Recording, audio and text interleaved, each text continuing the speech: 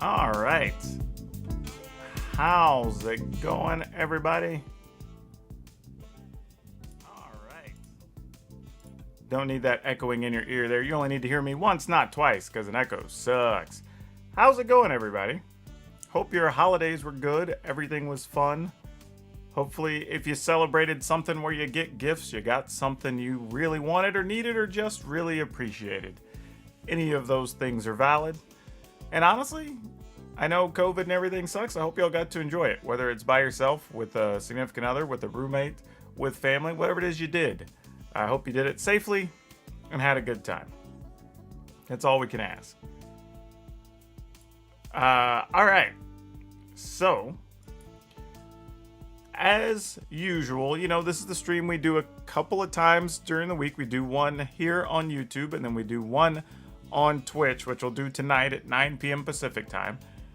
But what we like to do is we like to take ideas, decks, thoughts, processes, things from you as the viewer and see if maybe we could turn some of them into playable decks, either for a fan video where we feature something on the channel in our daily video, or maybe I just do it on a Fan Friday. I have a couple that are pretty good right now sitting in my queue, actually. So who knows? You may get included this week or not.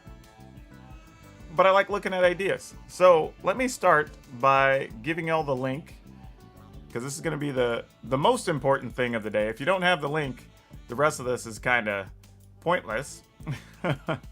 So here, let me post the link, and here's what we're going to do. This is how it works. Everybody, you can submit one. I'm going to look at one per viewer. That's how we keep these short, and we keep one person from just dominating the streams, right? So one per viewer. You go in, you just put your viewer name so I know who I'm talking to when it comes up, and then you put a link to your deck list. So whether you put that on Aether Hub, MTG Goldfish, Untap.gg, wherever it is you host your deck list, give me a link, and then I can pull it up in Arena. That's really the only rule. It just has to be something that I can export to Arena and play it in Arena. So obviously that means we're not going to take anything for like Legacy or Modern or whatever, because we can't do that in Arena. So that's kind of the one restriction. The other thing I will tell you is if you're just going to submit an Izzet deck that's basically just like Izzet spells or something like that, if you know it's already good or it's really doing something different, I'll take a look at it. Otherwise, we get so many of those submitted every week, and they're all not very good. Mine included. This isn't an insult to y'all. Just, I'm not putting myself through it to try to work on those types of decks till at least next season. Also, if you have a Yorion deck, again, unless it's doing something super creative, different, awesome, not going to consider it.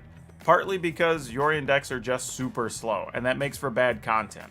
Like, the average games a lot of times, I've been playing some that are 20 minutes plus, that just dominates a video, and you don't get to see very many matches or whatever. So, not really going to look at Yorion decks. Those are really the only two things. Everything else, kind of fair game. I will say I am more lenient on standard decks, generally, for a lot of different reasons, but I will still look at historic decks if you have something you want me to look at. But it's got to be different, fun, doing something super original to really get my attention on it. Yeah, but that's kind of it. For the most part, simple rules. Simple rules. Nothing real complicated here. For those of you that just stepped in here, if you'd like to submit a deck, the link is here. go ahead and put it there, and then we'll get you taken care of. I do a lot of talking, so I'm going to hydrate quite a bit while we do this. Because that's the only way I can keep up, feel good at the end of the night. Because I still have to do this stream again later, and I still have to edit 2 videos before I go to sleep. So it's going to be a long day. Tuesdays are a rough day for me. I get up, do whatever I've got to do, rush through it. I hop on, record Supreme Verdict, which is a web show of ours, by the way, hosted at UMG Gaming, if you hadn't seen it. And then I prep my stuff for my podcast for tomorrow, because we have to record. Which, by the way, if y'all don't listen to my podcast, it's Color of Magic. This week we have an epidemiologist coming on to talk about kind of post-pandemic gaming and what people can expect, what's going on for the future, what percentage of people, I don't know, we feel safe with people being vaccinated or whatever. There's lots of questions people have in that space. I figured I'd just bring an expert on our podcast to talk about it. So that's going to be on Thursday. And then I hop on this stream. So we take deck lists from everybody and we talk about them. And then I will, like I said, work on my YouTube videos and stuff for tomorrow to go up on the website. And then I'll stream again this evening. So on Tuesdays, I almost have no break. It's the roughest day for me. Tuesdays are almost always, not even exaggerating, probably like a 14 to 16 hour day for me. Like they are pretty intense. But, you know, comes with the territory. I know what I'm getting myself into, so I'm not going to complain about it. But those of you that need the deck or the link again, here's the link if you want to submit a deck. Again, I just need your username and your deck list. Link to your deck list is all I need. And the rest I'll bring up in Arena. We'll take a look at it. And then we'll just talk about them and see how it goes. Let's see what we got here. Oh, looks like a few people already tossed some things in. All right, so we're going to go ahead and get started. Normally, you have to wait a few minutes. Y'all were eager today. It's like y'all were waiting on me. I appreciate it. Also, let me apologize up front for the deck I put up, or the video I put up yesterday morning. I know I put up 2 just so y'all got better content later in the day. But I genuinely, like, that was the first time I played a deck on the channel that I just felt bad about. Like, even back when we did, like, the previous formats rogue deck that was like a Grixis rogue list and whatever, at least there were lessons to be learned and reasons we could do it and talk about it. But, like, the deck we put up yesterday morning was just bad. I mean, and it's tough, right? Because even like I said in the video, like, I know that's somebody's project and somebody's deck, and somebody may have been proud of that. So it sucks to have to be so negative, but I don't want anybody building that deck. I don't know how you're going to win even more than 1 or 2 games if you're lucky. Like, it's the only thing I can figure is I had some number of people concede to them and maybe drew like the 5 relevant cards multiple times. Like, I can't imagine anything else happened there. That deck was really bad. Even afterwards, after I was done editing video, I tried playing another 3 or 4 matches, and there were so many times I had like 4 to 6 spells in hand, and they were all basically pointless. Like, they didn't advance the game state significantly. They didn't do anything to the opponent's stuff. Like, even just thinking about it has me like, it was just bad. It was bad. That's all I can say. But anyway, like I said, I apologize for that. I try to generally be a pretty positive person, but that really just kind of had me some kind of way yesterday. I was not enough that I was like, you know what? I'm just going to go ahead and record a second video, which is probably bad for me because it costs me content or whatever to spread out during the week. But yeah, it was just bad times. Bad times. Okay, on a more positive note, first off, I got to delete some decks here. So give me 1 quick second. I'm going to clear some space so I can bring up the decks that y'all have that I may still feature. I forgot what this one was. Oh, this is the combo-y deck, right? With the dragons. Yeah. Still not sure how I feel about playing that one. That's what I'm saying. Like, for me to play Historic, like, it has to be something really has to get me, has to grip me, like, make me excited to want to play it. And I'm not sure I get that from some of the stuff that's been submitted. And it's tough because the problem with Historic is there's a lot of variety available, right? There's a lot of cards you can play. But ultimately, the format's still dominated significantly by just like 3-4 things that you see all the time. And if you can't really even stand toe-to-toe with those, you can't really consider playing some of those decks. And it's tough because I know that's what people want to see. They're like, oh, why don't you play it in ranked or do this thing? And it's like, I could, but... And a lot of them I do play in ranked and standard especially. A lot of times you'll see me play like maybe 1 or 2 practice ones in the open format and then just play the rest in ranked. Stuff like that. So, I mean, I get it. But, you know, I also tell you at the end of the videos, some of them aren't going to do well in ranked. Some of them aren't built for that. I thought today's deck was actually really good. The mono artifact deck, I had a blast playing that deck. It was way better than I thought it was going to be. So, I was super surprised. Okay, so we're going to get in here and start looking at these. By the way, if you're late and you'd like to submit a deck list, we're still taking lists. I just kind of go through the queue, and what's in there we start with. So first, this is from A Electric, which is so funny because this sort of sounds like, what is it? Is this a Google Doc? All right, this isn't a normal link, but you know, it'll work. And it's funny because A Electric, oh, dang it, I did that wrong. A Electric sounds like a electric company. Like, if I needed to replace something around the house, like, thanks for calling A Electric. Which, you know, you might be. A Electric, you sent me a link to a document that just says deck and sideboard. There's nothing else on the page. So, I'm going to delete this. I will let you resubmit. And I'm going to go to the second person. Oh, who was you, actually? Okay, it looks like you corrected that. Awesome. Also, A Electric, are you in the chat? That is also a very important feature. Again, this one just has sideboard, does not have deck. Okay, we're going to delete that one. Okay, this one's over. Okay, A Electric, you tried really hard. Here's a third attempt. I will admit, this is the first time we've had this happen. Your goldfish link says deck not found, or page not found. So, I'm not sure what you did, but I'm going to let you resubmit that, and I'm going to go to Jury Murray here, who has their deck over on Tapped Out. So, A Electric, please resubmit. I will give you another shot. Jury Murray has, let's see, if I remember how to export here. Yes, we can do this right here. We can export to Arena, copy to clipboard. Fantastic. That's what we need. All right, let's bring that up over here and see what we got. Oh no, it says error importing.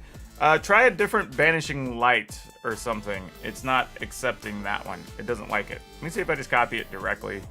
Nope, it won't let me do that. So we're not off to a good start today. Jury Murray, yeah, it's not. It says it has a problem with. Actually, no. This has. What is this? What's happening here? There's a few things wrong here. Is this meant to be a standard list? Is my first question. Yeah, it's not letting me copy it for some reason. It's saying it doesn't like banishing light on your list. Let me try again. Yeah, it's having trouble with the expansion code banishing light THB. Not sure what to do about that. Occasionally we do just have problems from that site exporting stuff, so I'm not sure what to do with that. So maybe try another site. I don't know what to tell you. But I am going to move to the next person just for the sake of expediency. And again, if you're just joining us and you would like to submit a deck list to be considered to be featured on the channel, I will give you that link one more time. Here you go. Feel free, just give me your username and then a link to your deck list, and we'll see if we can try. We've had a few failed attempts this morning. Hopefully this is more promising. This is on Mox Field, which can be sketchy as well. This is a rough day, y'all. Y'all are making me work for it today. All right, let me see here. Where do they copy on this one? I don't even remember. Okay, here we go. View list? Nope, that's not what we want. View options? Nope. I don't even remember where we can copy this to Arena from Mox Field. I don't even know if we can, because I remember clicking the buttons last time and not finding what we wanted to. It's under more? There we go. Export. Fantastic. Alright, let's see if this one works. Ah, success. All right, we do have a deck to talk about. Okay, we made it. I will tell y'all, like, for sake of expediency, and this is just my personal preference. I am not sponsored by them. I would love to, by the way, so if somebody from Aether Hub is listening, fantastic. But Aether Hub, man, I dig it. The site just ties into everything so cleanly, and I rarely have issues with it. All right, so what are we doing here? We've got some type of Golgari thing. We got a Blood Chief's Thirst, Mire Triton, Cobra, Call of Death Dweller, Timurant Calls the Dead.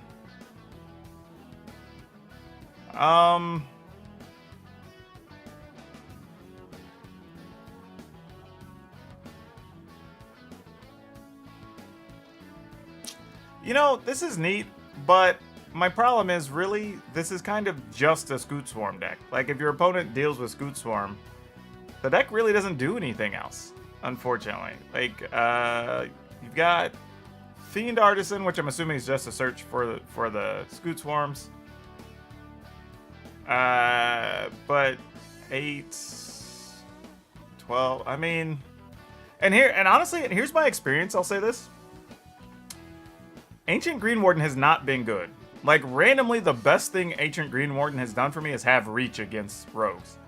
I've not actually had a lot of success with it. Like, if you look at a lot of the decks I put up, even when I'm playing Landfall, I sometimes play like a one of, or I don't even play it at all. Because just like the 6 mana plus what you may or may not get is pretty tough. And a lot of times, if you're in a situation where the copied ability would... Well, like, the copied ability a lot of times is just a style points feature, right? It's win better. It doesn't help you win games you wouldn't otherwise win most of the time. At least that's how it feels. And Scoot Swarm's a fine card, but I just feel like I've beaten many a Scoot Swarm.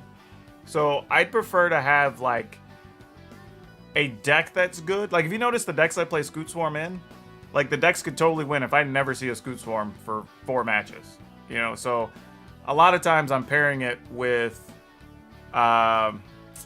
maybe I'm playing a deck that already plays like Terror of the Peaks, right? And then the Scoot Swarms can end up being a bunch of extra damage. Or something like Felidar Retreat. So other things that have the landfall triggers are happening. And then if I have Scoot Swarm, it's just bonus and I'm making bigger tokens. Right? But here, the only thing you really have with landfall that matters, other than Scoot Swarm, is just Lotus Cobra, I guess. And that's really not going to do much for you. Even your Green Warden really only triggers on Scoot Swarm, right? I think that's the problem. So your Ward Shaper, while neat, doesn't really do anything in this list. Like, you don't even have, like, that big thing to spend a bunch of mana on if you were to get, like, a pile of triggers from the Lotus Cobra. And further, I don't even know if you'd have all that many lands in your graveyard, right? Because World Shaper, when it dies, which I guess you don't even have a way to sacrifice it to make it die, so you need your opponent to kill it, but they may not because it's just a 3/3. So, like, yeah, as much as I don't mind World Shaper, it's an okay card, but, you know, it's kind of forcing a lot.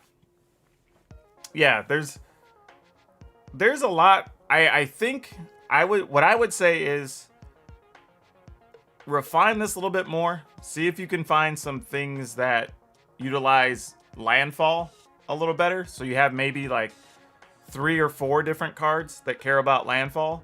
So then you're like Roiling Regrowth, your World Shaper. If you still want to play Green Warden, like whatever, then all those cards matter, right? Right now, you have some different things that are neat, but really when you put all the cards together, they don't necessarily matter that much for each other. So if you bring that back, cool. I'd pass on this for me personally right now because I feel like I would end up having to do a lot of extra work here, and I might end up turning it into something you don't want it to be, and that's usually like my biggest stickler. If I have like a tie between what I want to feature, sometimes it's like, how close is this version to what the viewer submitted? Because otherwise, I kind of built a deck or turned it into something that's not what you want, and then that's kind of a worse experience for you, right? You get your thing featured, but it's not really what you submitted. So I'm going to leave that to you.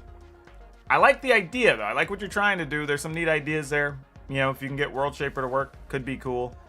but not in the current state that I think I'm gonna push too hard on right now. Okay, so we're gonna move to that was Weaker Dragon's deck. Let's see, we're gonna check out Lucas Gurdenich, who has a deck over on Goldfish. Let's take a look at this. See what we got. This is, I see a bunch of 1s and 2s. I don't know what this is yet. Let's export to Arena and find out. Let's bring this in over here. All right. This came up at the bottom. All right, so we've got a 60 card deck. Yeah.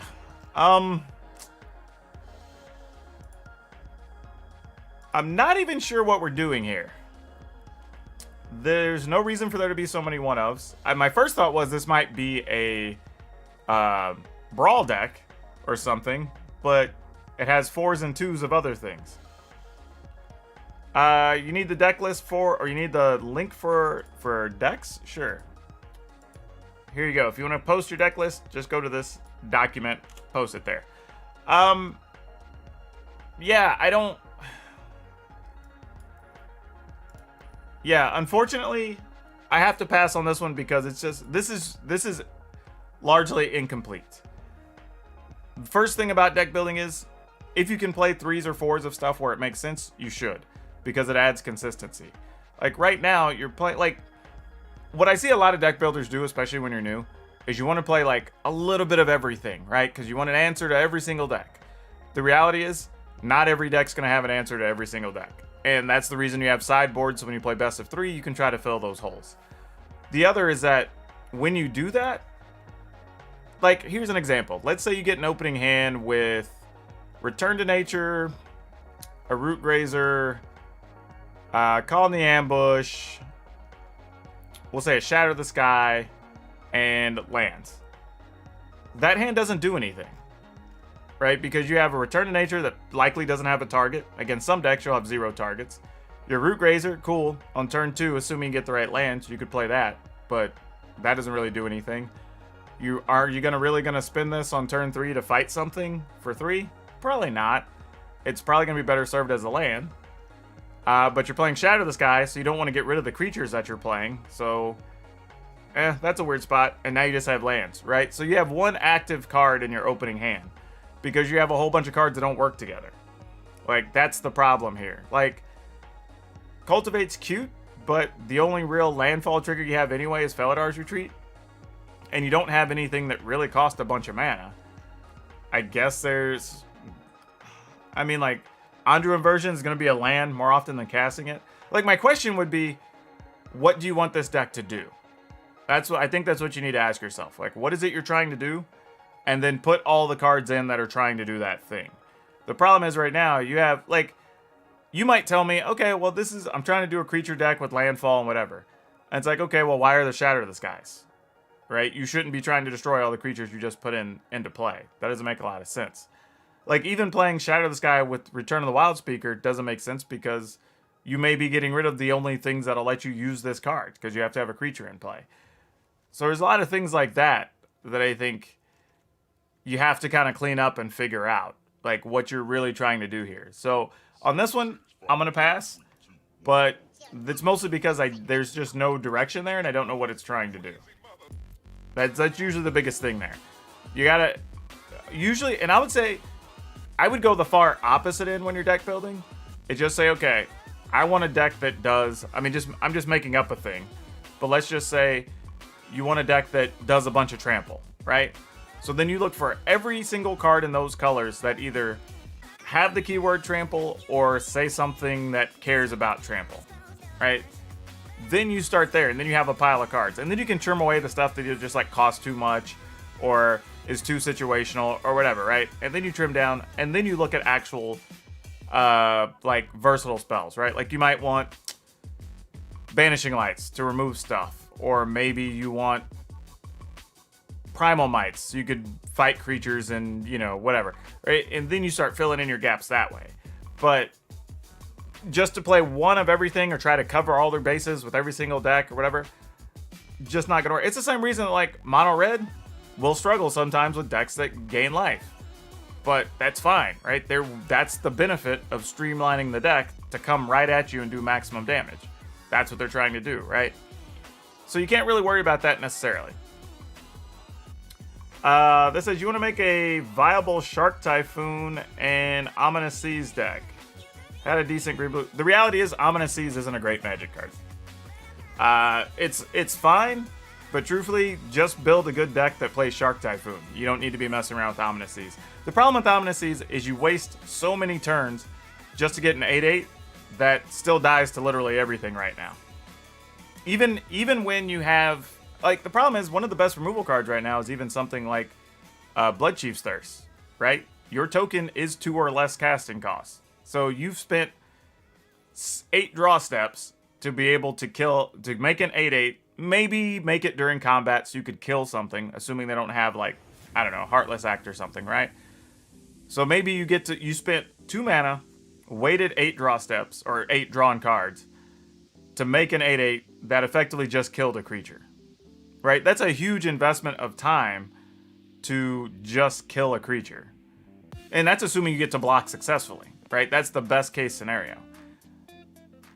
Not really much reason to play the card, right? When you already have stuff like you're saying, like Shark Typhoons, Banishing Lights, or not Banishing Light, Brazen Borrowers, all that type of stuff that's just better Magic cards that can do more stuff and advance your game state way before you start making those tokens off the Ominous Seas. Seas is definitely designed for Commander casual players. Maybe, I mean, there may be some constructed mid-level competitive deck that can use Ominous Seas, but I would assume the whole deck is likely around just drawing extra cards and doing a bunch of things, you know, but what does that beat? I couldn't necessarily tell you. It gets to seem like there was enough draw with bodies to block until you wait for Krakens.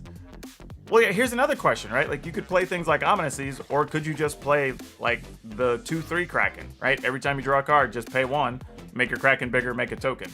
Like, that's more efficient than waiting around to get your 8/8 off of Ominous Seas. Because the problem is, like, the creatures that come into play and you draw a card are not very good, right? You're playing, like, these 1/1 or 2/1 fairies that draw you a card, right? That's, you don't want to be playing that, right? Like, there's just better cards you can play. One of the biggest mistakes in deck building is playing bad cards to justify other bad cards, right? Generally, if you're going to play a card that's lower quality compared to other things you can play, you usually want it to just work with all the other decent cards in the deck, right? So if you get it with anything else in combination, it's awesome. The problem you'll have is that the times you don't get Ominous Seas, but you have those junky, like, 1/1 fairies draw a card or whatever, you're gonna feel really bad because you spent 3 mana to get this, like, 2/1 that just does nothing, right? And it's gonna die at everything. It doesn't even block and kill most of the stuff you want to, and now you still don't have anything on the table, right? And then when you draw Ominous Seas on, like, turn 4, 5, or 6, well, now you just have to spend 2 mana to do nothing with this enchantment and hope you draw enough cards fast enough in the next 3 turns or 4 turns to even get any value off of it, right? That's the concern there. But if you are already playing a deck that has a bunch of things that are good and in addition draw cards, then maybe just squeezing in like 2 Ominous Seas is fine, right? And occasionally you'll get it early and you'll get some value off it, and it's awesome. So it really just depends. Man, I'm off on Izzet. I'm out on Izzet. I'm telling you, like, Izzet is not in a good place right now, y'all. It's really not.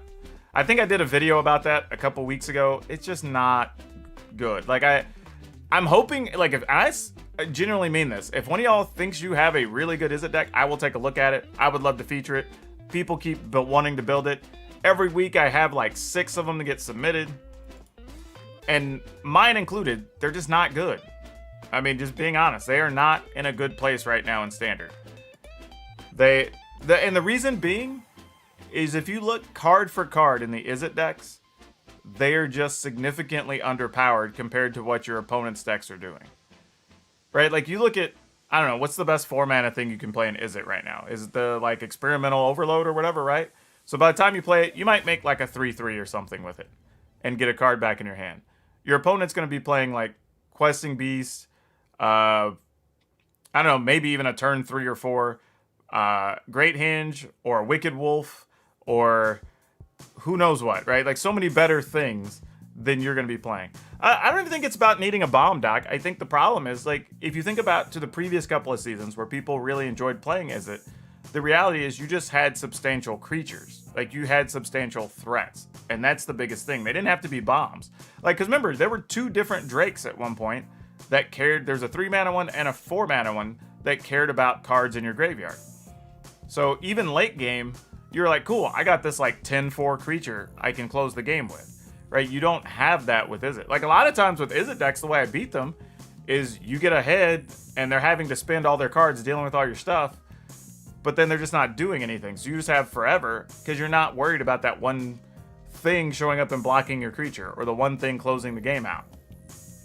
So you can build some that are decent and they're okay, but I think in the long run, you're going to struggle to win any significant number of games. Sorry, but I love those. Can't remember the deck name. That fairy dragon that cost red and blue and has haste. Probably. Again, here's the problem. Like, if you get it on turn 2 and it goes unmolested, awesome. If you get it on turn 4, it's terrible. Like, that's the problem. I mean, like, that's the real issue. Is that you get it early, and if your opponent doesn't... Like, if you're on the play and you do turn 1 thing, turn 2, Sprite Dragon, turn 3... spell, it looks good, right? But if you don't do that, it looks real bad. And it doesn't block anything. Like, it's just, you need other things to support it, and the support's just not there. And honestly, I think that other 3/3 that you can put into play cheaper if you play a spell, I think that card's a trap. Because most of the time, the fact that it's 3/3 doesn't really matter all that much. I mean, it does a little bit, but you're usually not attacking with it really being bigger than like a 4 or 5, but you have to spend other cards to make it bigger. It just ends up not being what I want it to be most of the time. You are welcome for the input. Yeah, Stormwing Entity was the card I was thinking of. For those of you that showed up, if you want to submit a deck, boom, there's the link. Remember, it's 1 per viewer, so the first one you put up is the one I'm going to look at. All right, we're going to move on to the next deck so we can kind of keep this train rolling. This is from Arc V2. Are you still in the chat, friend? This is another one over at MTG Goldfish. All right, we'll take a look at this here. Let's export it over to the... And remember, I want to see your most interesting decks. I'm not just looking for, like, top-tier tournament decks. Like, it's nice if they're good. That's awesome. That's a huge benefit.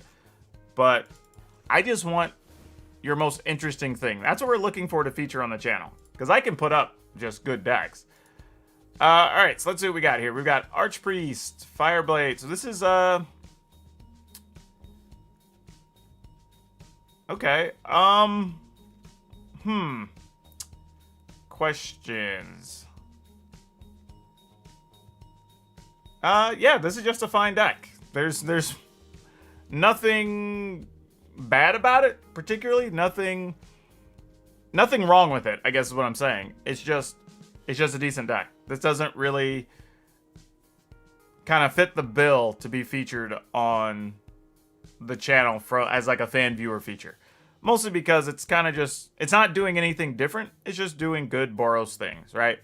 Try to play stuff on every drop. Try to get removal to get stuff out of the way. Maybe play a Sky Mall and close the deal. Not even sure this deck needs Nahiri. Would probably be my only real gripe. But I don't know, you could probably cut like 1 Nahiri for a Bonecrusher Giant. But otherwise, yeah, it's fine. Hopefully rock with Kaldheim. I think Boros is fine now. Like I've still run into some every once in a while on the ladder, and they're still good. But yeah, this is fine. Not much really to say about this one. Well, anytime you've watched when I feature stuff on the channel from viewers, I try to just look for different things, you know, because there's still like a lot of known decks that I still haven't even featured. Like today, I put up the Mono Artifact deck, which was actually pretty good, and people have been playing it since the beginning of this season. I just never got around to building one, you know, so that type of stuff is always available. But yeah, if you want to put something else up, ArcV, I will let that go this time. Jalmar, who's been here a couple of times, submitting deck lists. Welcome back. We're going to take a look at yours, which is hosted over at the Aether Hub. So let's grab that. We'll export that over to the arena. And I'll bring that up here. And I try to post this link every time I'm between decks, but that was just a quick little short venture. But I'll put it up again anyway. So if anybody who's late to the party would like to submit a deck, just need your username and a link to your deck list, and we'll bring it up over here. All right, so what do we got here? We got Ruin Crab, Explorer, Bruvac. I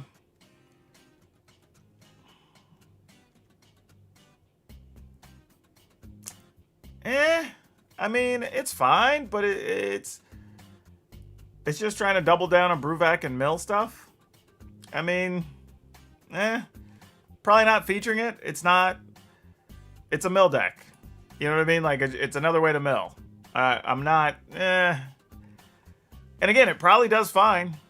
I'm not gonna, this isn't me saying the deck's terrible or anything, but it's not one that's gonna tickle my fancy. You know, this is just try to get a crab or stick a tutelage, double down with Bruvac, try to mill the opponent out. You know? My problem is I expect most games in decks like this to just be like, how well am I racing my opponent's aggro deck? That's sort of what that feels like. Like, struggle against blue-white control, because they'll just counter the key cards. The rest of the time, just try to outlast the opponent. Can I mill them before they get me? Because you're not playing really any defensive, other than Uro, which is a real defense to gain some life. But, yeah. This isn't one I even have much to contribute to, honestly. If it's winning for you, go for it. Keep playing it. But yeah, there's not a lot for me to contribute there. That's just a mill deck. It's a different way to mill, I guess. But that actually is a version we saw right around the time that Jumpstart came out. And then people sort of got away from it. And then, I guess, if you're playing it, I don't know. Maybe it's coming back. I don't know. Alright, so this one's from Nathan Friedman, who is also a regular viewer. I see you pop up quite a bit. Thanks for the support, friends. Also, speaking of support, I am getting closer to the final version of what the YouTube membership's going to look like. And I should have some interesting exclusive options for people as part of that. And it'll be cheap. I'm going to try to keep it between like $3 or $5 a month, something in there. And, well, I won't talk about it too much more. But it's definitely something I've been working on. I'm just trying to make sure I don't step over any lines within the guidelines for YouTube. But hey, if y'all are looking for a way to support, some of y'all aren't part of Twitch or whatever, you're just here on YouTube, it would be a way for y'all to have something exclusive on YouTube. So, just trying to be fair to everybody that engages, regardless of the platform. Okay, so we've got Fervent Chant, Cliffhaven Kite Sail. Okay, don't know how I feel about that, but we'll move along here. Banishing Lights, Mauls, Brazen Bars, Bonecrusher Giants, Dalikos, you can spin to play artifacts or activated abilities of artifacts. Alright. And obviously, if you're equipped, you get Flying and Haste. Akiri, Zerta, Vadrux, which lets you get a card 3 or less back out of your yard. Well, it has to be a non-creature card. Wait, why is Vadrux in here? This is just kind of bad in here, right? Because the only thing you can replay is, like, these two things, and that's it? Well, that's not true. I guess you can replay them all. Never mind. Because it's 3 or less. I don't know what to make of this. Yeah, this is interesting. I don't know what to do with this, honestly. Like my problem is, I think, is that this feels like a bad like a bad equipment card. Like, is there something better we can play? Because, like, Maul the Skyclaves is solid. But I don't know. Maybe it's fine. But I mean, it's like if you have, I mean, obviously you're only playing two Dalitos. But like if you get Dalitos, this effectively does nothing other than just give something haste. But who knows? Looking forward to Kaldheim. Decks are kind of just repeats of others again, it feels like. I don't know if that's true. We keep seeing some interesting things. I mean, you know, I put up a Jeskai aggro deck the other day, and that was different. I'd love to try this deck. Can we get a link? Up to the viewer who submitted it. This is at least interesting, though. I will give you that. I don't know how good Vadrox is. But outside of that, I mean, it is a cool way. Like, I think my problem here is actually there's not a lot of ways for your opponents to kill your... Like, most of the time, your enchantments and artifacts aren't really dying all that much, except for maybe in the cases where they have exactly Emberous Shieldbreaker or Gem Razor. I don't believe I've lost an artifact or enchantment to something that wasn't one of those things in quite a while. So there's a lot of times Vadric's just going to be a junky 3/3. I say junky. It does have first strike and flying. But that would probably be a bigger concern to me. Is can this just be a better card? Or maybe play like 2 Vadrock and 2 more of something else. But otherwise, the other issue would be no early plays.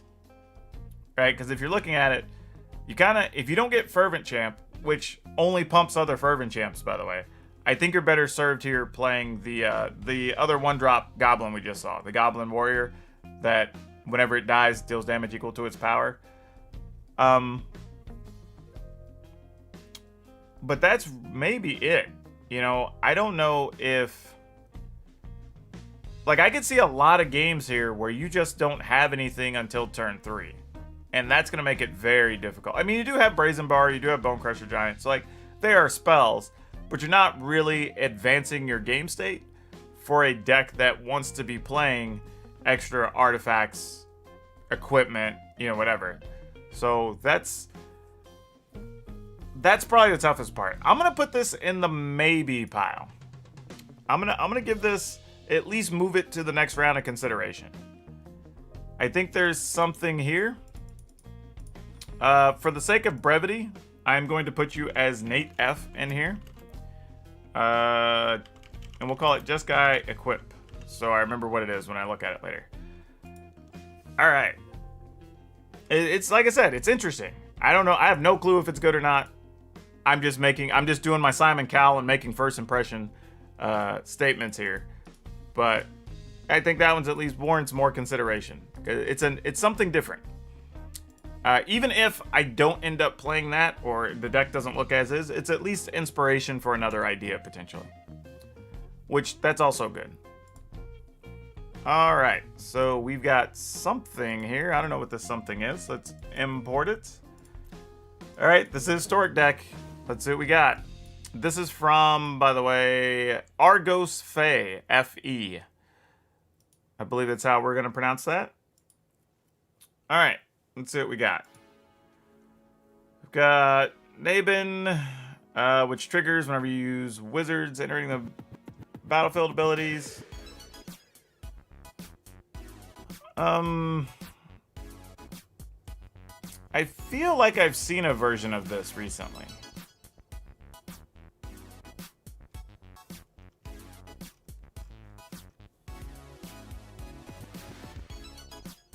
My question, though, is, like, if you don't have Nabin, like, man, I don't know. I mean, it's weird, because half these cards are good. The other half, I'm kind of like, what am I ever really casting with these? Fae of Wishes, sure, you have some reasonable things you can go get.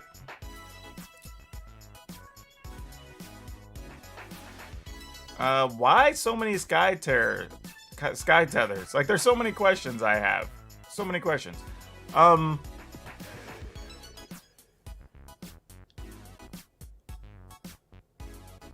Yeah, I mean...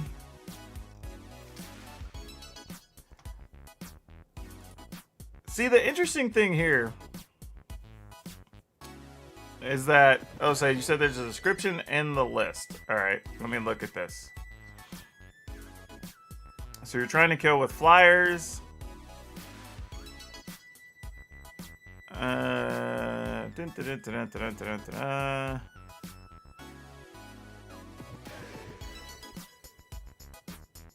Okay. Yeah, I mostly agree with that. I mean,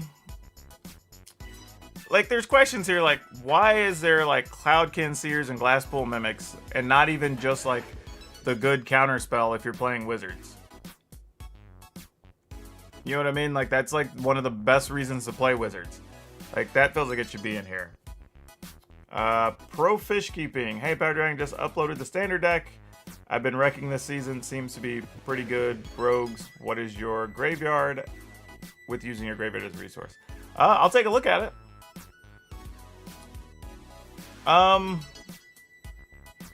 Maybe, but here's the problem. Like, a lot of times, like if you notice from the video I put up a couple days ago, the Jeskai aggro deck for standard, there's a lot of times the plan was just, okay, cool, played my 3 or 4 things, and a negate just won the game, right? They go to do the one thing to remove your creatures or whatever, you stop it, attack for like 6, and your opponent's dead, right? Like, you don't need to be playing, like, getting all these extra cards. Like, you already have other cards to do it, like Elite Guard Mage and stuff anyway. Like, what I would be concerned about is, like, if you take a turn off, like, say you do turn 2 Watcher or turn 2 Stormkin. And both of these are fragile cards on their own, by the way. And then you play, like, a Cloudkin Seer. Okay, you got a 2/1 and you got a card, but it's still weak and just dies to everything else. Like, you haven't really... Like, you probably, assuming you got a Stormkin, you at least attacks for 2, right? Because it has haste on turn 2. We'll assume that got through. And I don't know, maybe your opponent's playing goblins or elves or whatever. Like, you're not doing anything to stop their big card. And the problem is, their big card's better than your big card. Because the best thing you can really do is, like, if it goes perfectly, you could Kaza into Amaria's Call, maybe.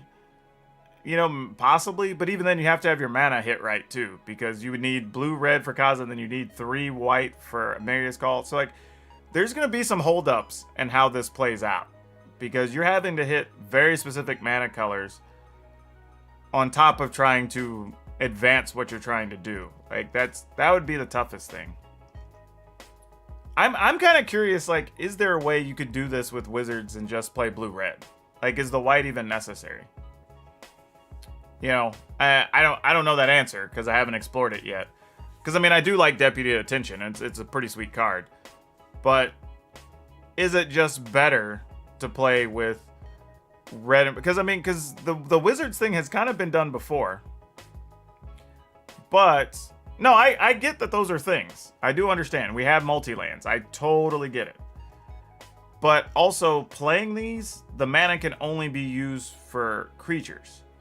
So it takes away your ability to play like Wizard's Lightning and the Counterspell and stuff that actually gives your deck extra value and removal and protection and gives you the benefit of playing the Wizards. That's what I would be like. It's tough, right? Because we're trying to do something different and original. That's kind of the whole point of this. I understand. But at the same time, if we push too hard to just be different, are you also hamstringing yourself by not just playing the better cards? You know what I mean?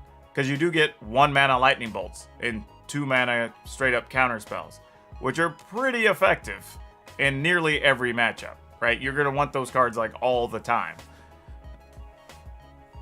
So again, I do think this is interesting, but I do feel like we're playing some subpar cards to hit a very, like, we're trying to thread a very small hole in that needle.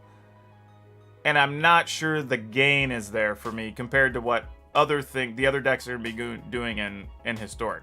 And that's the problem, right? Because people say, oh, Historic, we can play all these decks.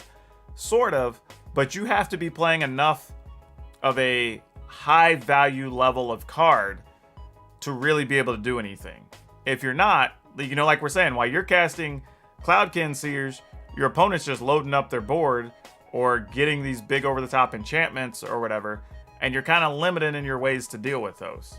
You know, I think would be the problem. I'm not saying it can't be done, because there is probably some version of this that can work and can be done.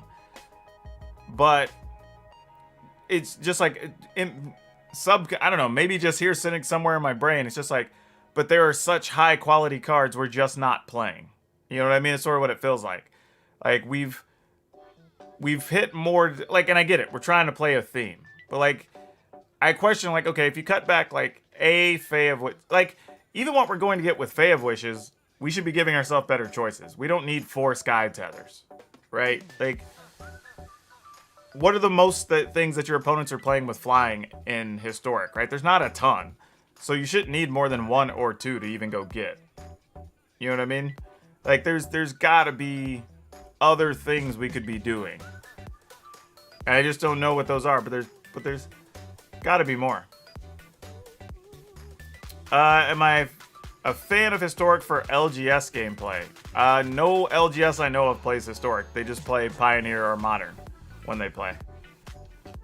Oh no, I get that they're there to clear the way. I do. But like, there's a point where, again, if our plan is play creatures, flying, attack, do our thing, when are we taking the time off during our like turn 1, turn 2, turn 3, turn 4 to Fae of Wishes to go get a thing and then spend that mana to get, like, okay, because obviously the deck doesn't have a turn 1 play at all, right? So we'll assume we do nothing on 1. Turn 2, you play Watcher or Lightning Stormkin or something. Cool. Are we spending turn 3 saying, okay, we're gonna, well, we can't even grant it on turn 3. It's like, yeah, so really, like, I don't know. I'm not gonna can this one right off the bat, but I'm not sure how likely I am to come back to it, I think is the problem. Like, I think ultimately this falls into that category of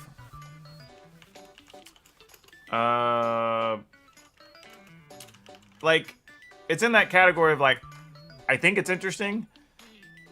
I think wherever I end up is going to be very far away from where you started. And I don't think that even makes me right necessarily. I just think where I end up, I'm probably not going to end up there, is my concern.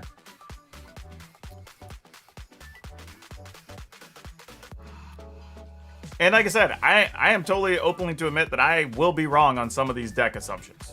I know that up front. No question about it. Like, so I am totally willing to accept that. If you are looking to submit a deck list to possibly be featured on the channel, there you go. There's the link. Just need your username and a link to your deck. This is from somebody just goes simply by Pandora. Let's check this out. I think we had problems with MTG Arena Pro last time. Let me see. I'll try this time though. Maybe it'll work. Can I just do this and highlight it then and copy that? Will that let me do it? Maybe. It worked. Fantastic.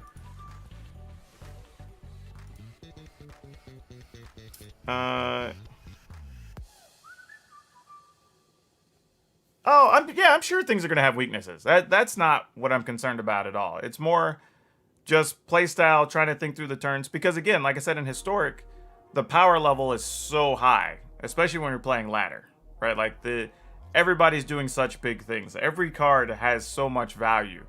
And that just happens with any format, whether you're talking about like Modern or Pioneer or Legacy or whatever. It's just as you get more cards, the best of the best of the best start making the cut. You know, it's just tough. Alright. It's a small dart board. You play all the good cards. It's going to look like a net deck. Too janky. Yeah, that's kind of it, Dalton. And like I said, I'm still going to come back and look at that deck later. Do I end up playing it? Do I end up changing it? I don't know. But it's still one that merits more consideration, at least, because it's different enough that there's probably something there. Now, like I said, do I end up on the final version that's the same or not? Like, I don't know. Like, how much do I want to lean on Kaza or the 2-mana wizard? Like, you know, those are things that have to be considered. Way better than Walmart or whatever you guys have on the other side. Yeah, that's true. We don't even love Walmart here, honestly. Like, people shop there because it's convenient for them, and Walmarts are everywhere, but most people don't like Walmart, sadly. Okay, what do we got here? So we got a 3-color. Oh yeah, this is just Storm Herald deck.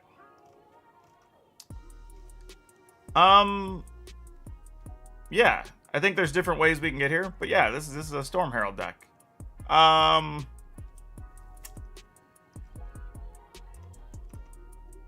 It's fine. I had one, I believe, last season that I goofed around with. I don't remember if I don't think I ever played it on the channel. But yeah, this one's fine. I probably won't feature this one just because there's already enough versions of it, and I probably even have a list somewhere buried on Aether Hub or something. But it's actually fine. Like, it'll win some games just being sneaky sometimes, or you're actually able to protect the Storm's Herald with a counter, you know, and that works. But generally, it's fine. That's the best I can say about it. It's reasonable. Like I said, you will win some games. Just probably won't feature it because though it's fun, I have seen it a few times, and like I said, there's a bunch of versions out there. But I have lost to that even. You know, where there's sometimes, even when you know what's happening, like I said, if they just get a counter back up to do what they want to do on like turn 7 or 8, it'll still get you. Like, that is a thing that still can do what it's trying to do. Okay, we still have a few more decks in here, so I'm going to try to go pretty quick. We have like 11, it looks like. So people really came with stuff today. It's like y'all are starting to plan for this every week. Alright, let's export this over to Arena and see what we got. This is from a Call Me Scantly? Or Call Me Scanty is what that is. Alright. Well, we will call you Scanty. And let's see what we've got. Alright. What do we got? So we got Vessels, Gilded Goose, Mire Triton, Tangled Florahedron, Binding of the Titans, Murderous Riders, Balaged Recovery, Grak Maws, Karen Grub,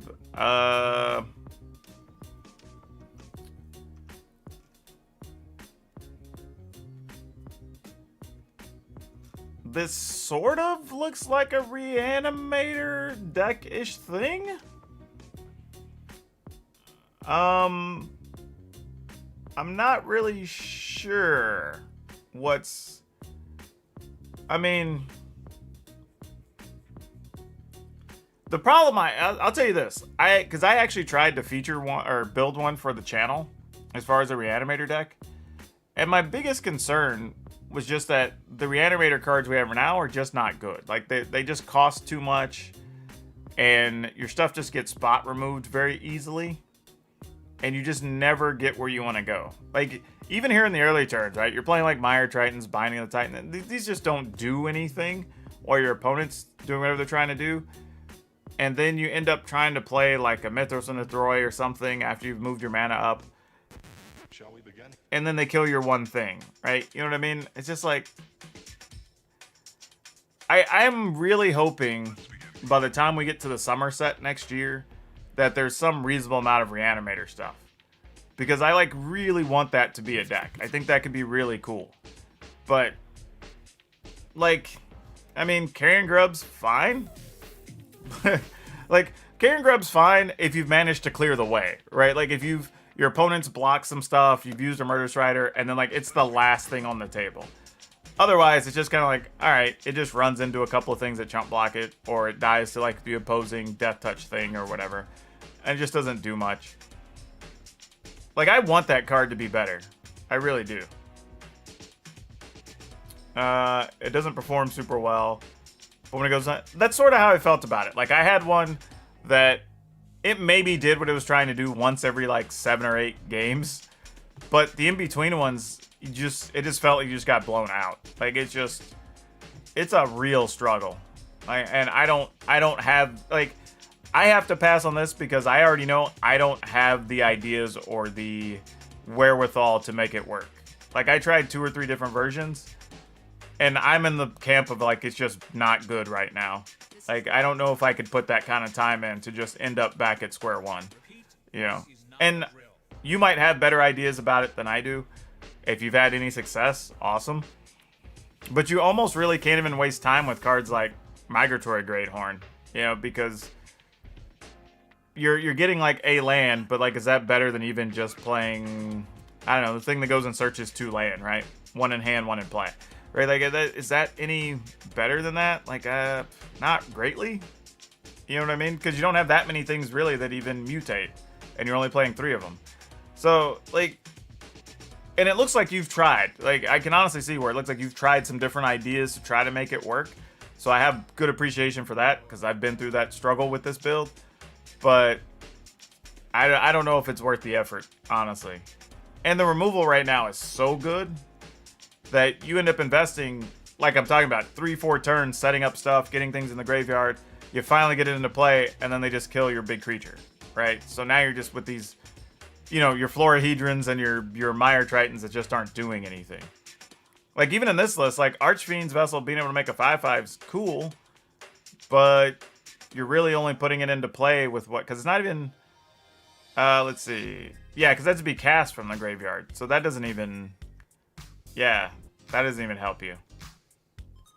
So yeah, the Archfiend's Vessel is not even great here, I guess. Yeah.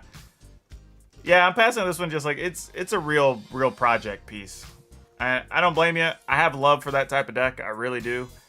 I'm not gonna lie. Deep inside, I was kind of hoping you'd crack the code, because that one would have got featured in a heartbeat. Not even gonna lie. Like, if you'd already, like, hey, this is the way Reanimator can work, I'd have been on it. Even if it was only like I said, I only want him to get to like a 40% deck. I'd be happy. Like, that'd be good enough. But yeah, couldn't really make it work with that one. That's a tough one, because like I said, I'm a fan. I want it to work. All right, this is the second attempt, I believe, from Jury Murray, because we had some issues with that last list. I think was the issue there. Okay, let's see what we got here. Exports. Boom. See if this works. Copy. Load. Fantastic. All right, this is Grixis something or other. There's some Typhoid rats here. So we have Opt, Blood Chief Thirst, Typhoid rats, Piper, Blood Aspirants, Ashaya, Murder. Okay, I see what we're doing here. Ooh, Obsessive Stitcher. Okay. Why not? Mad Ratter. Man, I love y'all, because I'm a big fan of Terror of the Peaks. But it feels like so many of y'all are just throwing Terror of the Peaks in deck lists, which I find so amusing. Whoa, why is this Teferi in a list?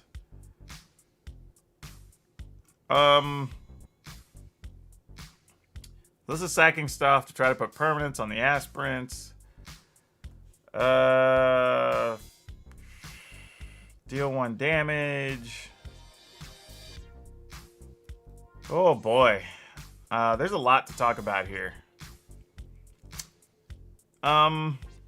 Typhoid rats have Death Touch.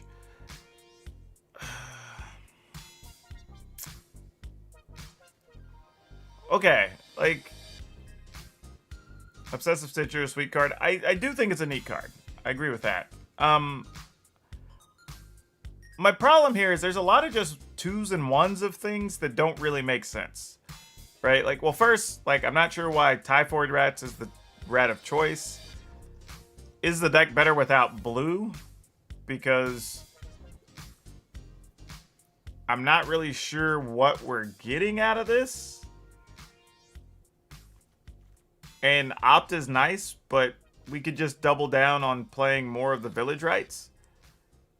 And then there's not really many rats. But there's a Piper of the Swarm, which I guess makes rats, which is okay. But like Blood Aspirant,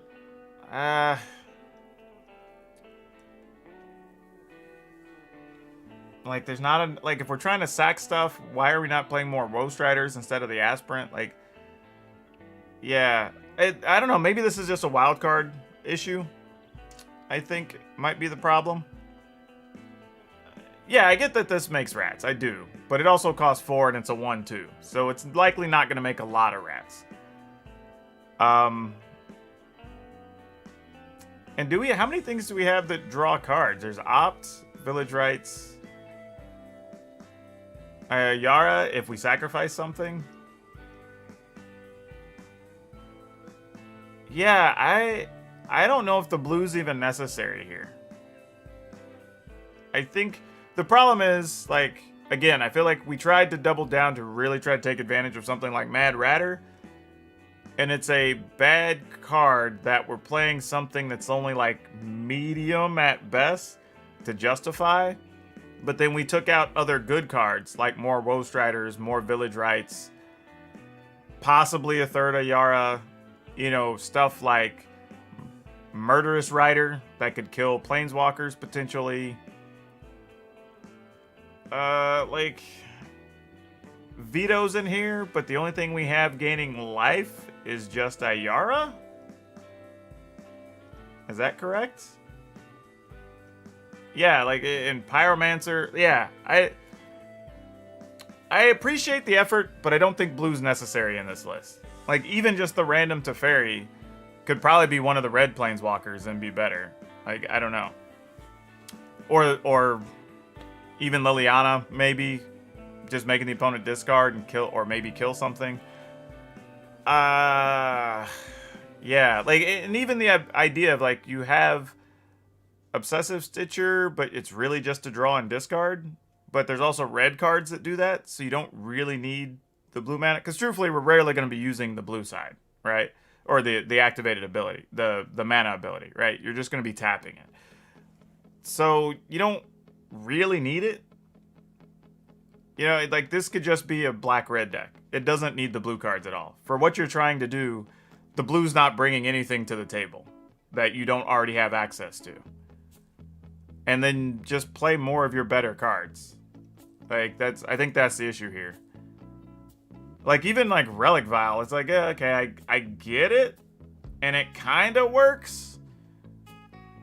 But, like, how much of that are we really doing in the list? Right now, there's not a lot. I mean, could this just be better if you're just playing, like, Bastion of Remembrance and stuff like that, and just going all in on the drain effects? Would probably be better than wasting these turns playing these other cards that individually aren't very good. You know what I mean? So yeah, I am passing on this one. I think it needs significantly more work, and I can guarantee on that one where what I would build is probably not going to look like that at all. And I'll be honest with you, I even have a mono black deck that I'm working on right now that has kind of the drain effect, and it's just going to be more efficient than, like, spending the time making the rats and everything else. Like, you could just kill your opponent way better, more efficiently, and get more value out of Veto even, I would say. Alright, let's go to the next one. We still have 10 in the queue here.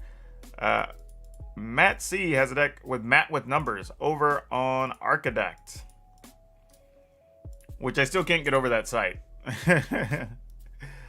We have a few people that use it. Like, for me, it's just one of those decks that just, or sites where it's so flashy, but for no reason that I can ascertain other than being flashy. It's very much more form than function. However, I do not even remember how to export stuff from this thing. There's a save button. There's a dex button. There's a stats button. I have no idea how to export from here. I see the deck list, but I can't even begin to tell you what I'm going to do with it. So yeah, if you can tell me how to export from this page, I will export. But currently I see nothing on there. Bottom left. Well, that's an awful place to put that. Oh, I see it. There it is. Okay.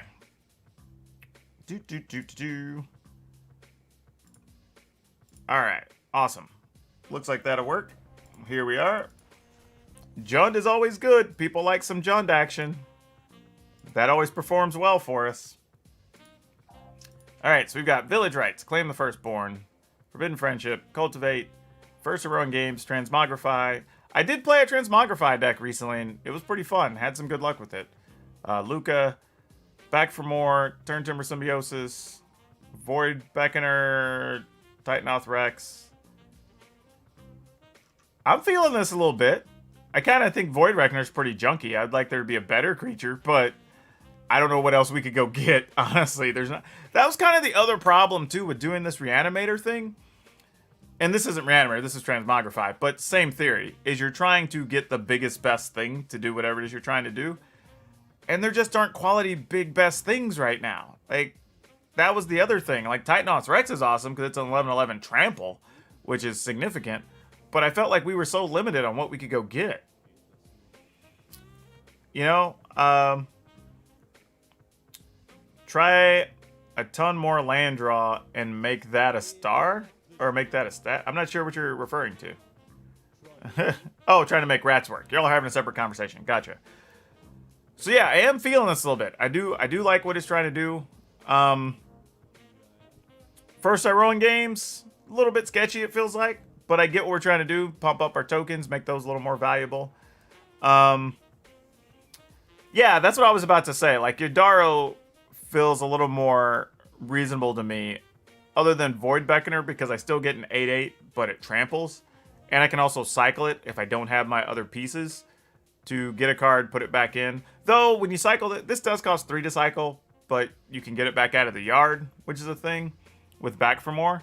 And it does let your thing actually fight, so that's a real consideration. But I don't know.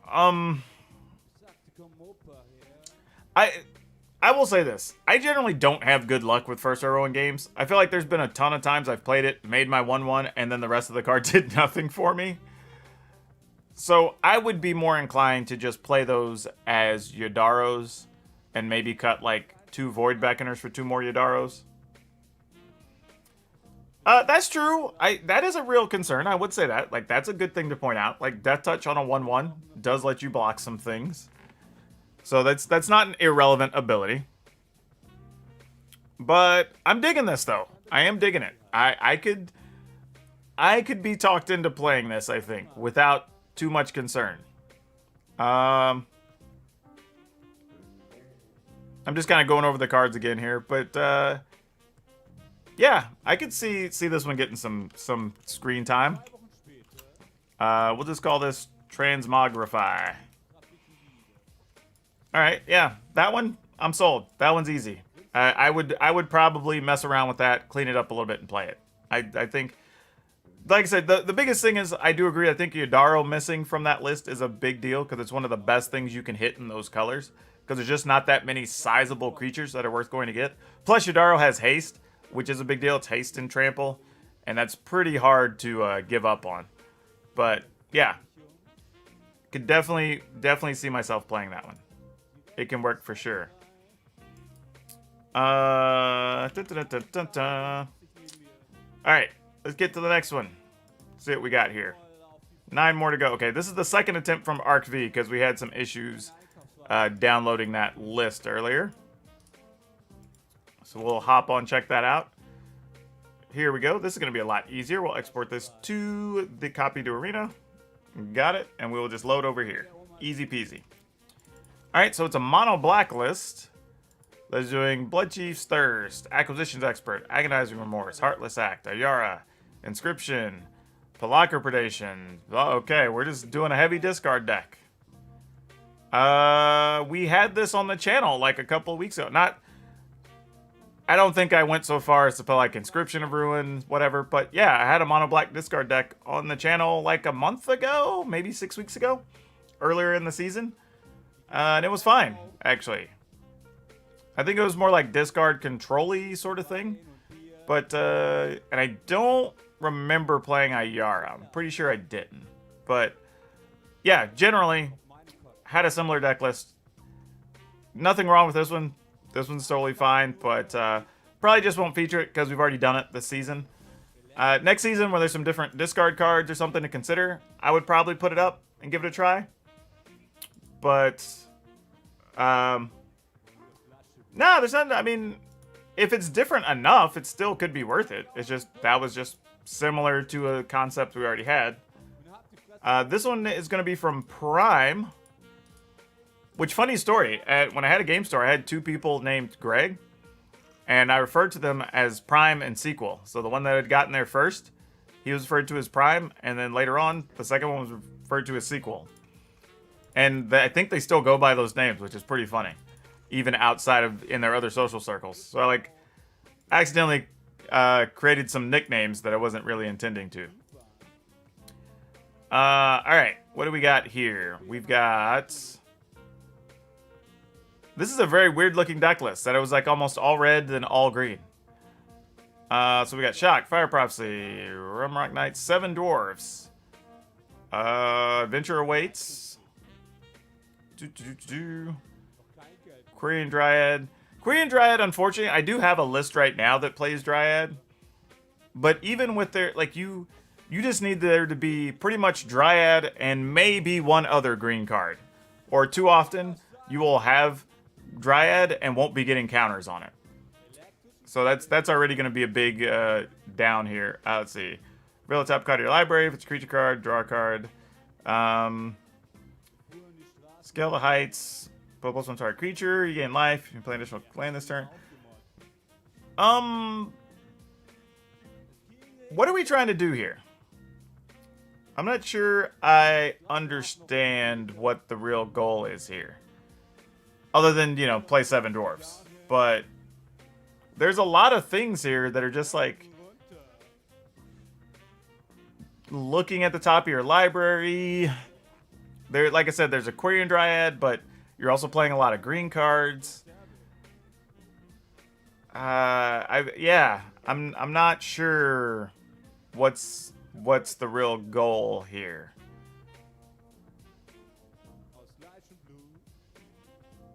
And okay, yeah. Maybe getting ready for the dwarves in Kaldheim. That would be the best explanation. Digging for dwarves. Yeah, I don't know. I mean, I get it. Trying to play 7 dwarves. But there, like I said, like there's just a lot of cards that feel a bit out of place. I don't know if like ram throughs with no real sizable creatures, without like, you know, Voltron your creature to hopefully have like 3 dwarves and use a Rimrock Knight, then use a ram through to take out a 5-power creature or something. Like I said, the Dryad's gonna end up being pretty weak a lot of the times. Scale the Heights is not really that great of a card if you're looking to draw cards. I mean, like, yeah, I don't know. I'm having a hard time with this. Yeah. That's also true. Extinction of it for even. It just gets every single card. I almost feel like you almost need to just be playing a good, efficient, aggressive deck that happens to have 7 dwarves. So then it's just like, it's just pumping other creatures you already have, you know?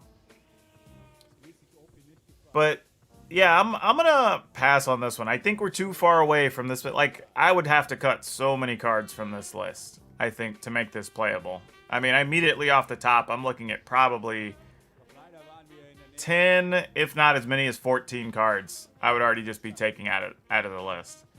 Which is definitely not where you want to be, I'm sure. So yeah, I'm gonna skip on that one. I'm all for some Gruul aggro-y things, though. Y'all know that. But I think that one's just, I don't know, I guess I would say a bridge too far on that one for me. Okay. This one's from Pro Fish Keeping. It's pretty sweet. Pro Fish Keeping. I'm not sure if you're a real fish keeper. But if so, awesome sauce. Alright. We will export this. Copy to Arena. And then let's see what we got. Oh, this one came up down below. Alright, so this is a mono black something or other. Okay, let's see what we're doing here. Archfiend's Vessel, Deadweight, Eidolon, Malakir Rebirth, Omen of the Dead, Village Rites, Agonizing Remorse. When enchanted creature gets 2/0, when it dies, draw a card. Kite Self Freebooter, Mire's Grasp. Am I missing something? Nope, there's only 12 creatures.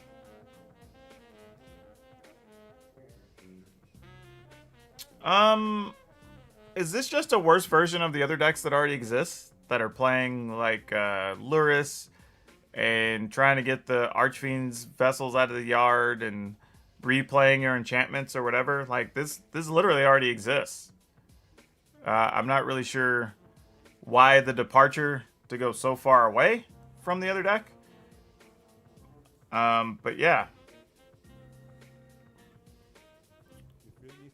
Yeah, no, it's cool with its budget list. No problem with that. I get that. But I think, like, just the basis of that other deck already tells us that it exists. And truthfully, with no other rares, like, I would go ahead and just crack a couple of rares on Lurrus and just put 2 in the list. Because you're going to play... You'll be able to play Lurrus for another, year still? And it's just a card that can be useful in a lot of decks. I would just go for it. Otherwise, my only real complaint would be, unless you get an Archfiend's Vessel as a 5/5, your other cards don't really do a whole lot. Like, your threats are pretty few and far between. And though you're dealing, I mean, like, hopefully this guy sticks, right? You get a bunch of counters on it. But with all your stuff costing 2 or less, you're pretty much susceptible to every removal card. And you're not really advancing the game state all that much. Like, and you don't have, like, there needs to be some actual spot removal too that's legit. You know, whether that's Heartless Axe, Blood Chief's Thirst, straight up Murders or Murderous Riders or something. Because there's a lot of times you're going to have things that, like, -3/-3 doesn't kill it. You know, and that's if you even have it in hand, you know?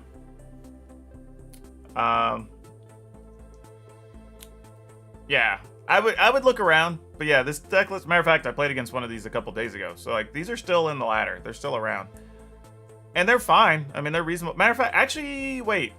Did we play against one on one of my videos, actually? We played against one either today or yesterday.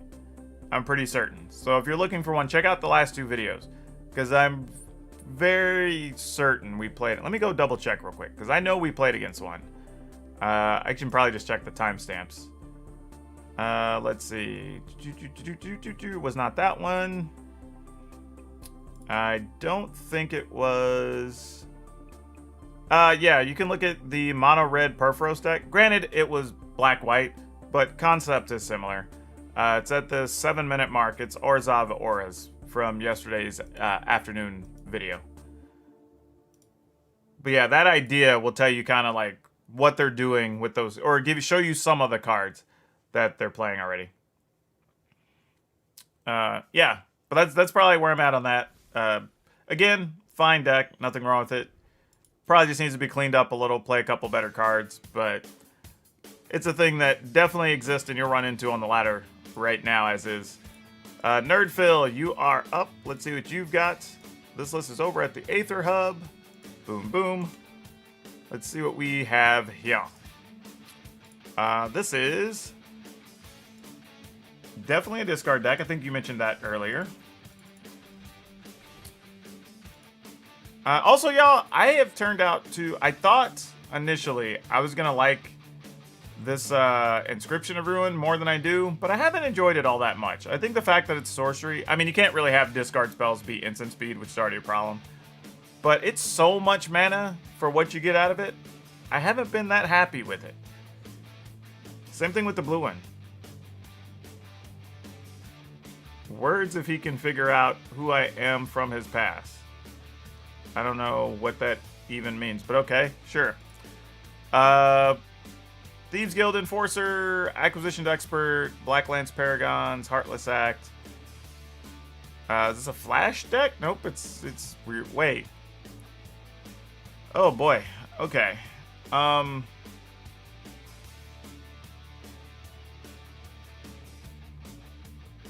not completely sure. So this is Cunning Nightbonder,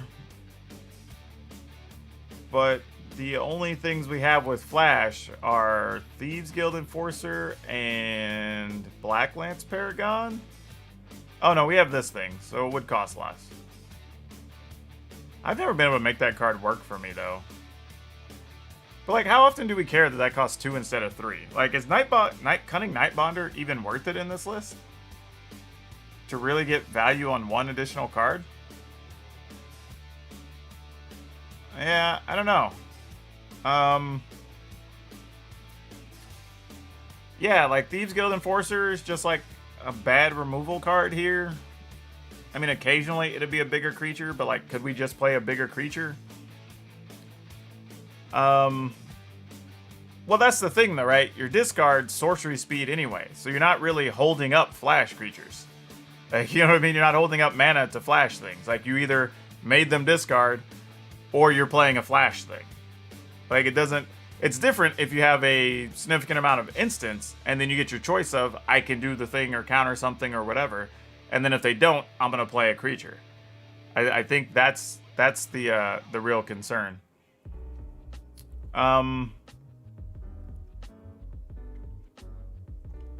Yeah, Paragon can be 1 mana, but like Paragon's just fine even at 2. That's what I'm saying. Like, you can get some value, but like, is the value enough? Is what I'm getting at. Like if I play this on 2 and then I have 3 mana on 3, what's the best thing I'm gonna do? Maybe like Acquisitions Expert and Black Lance Paragon?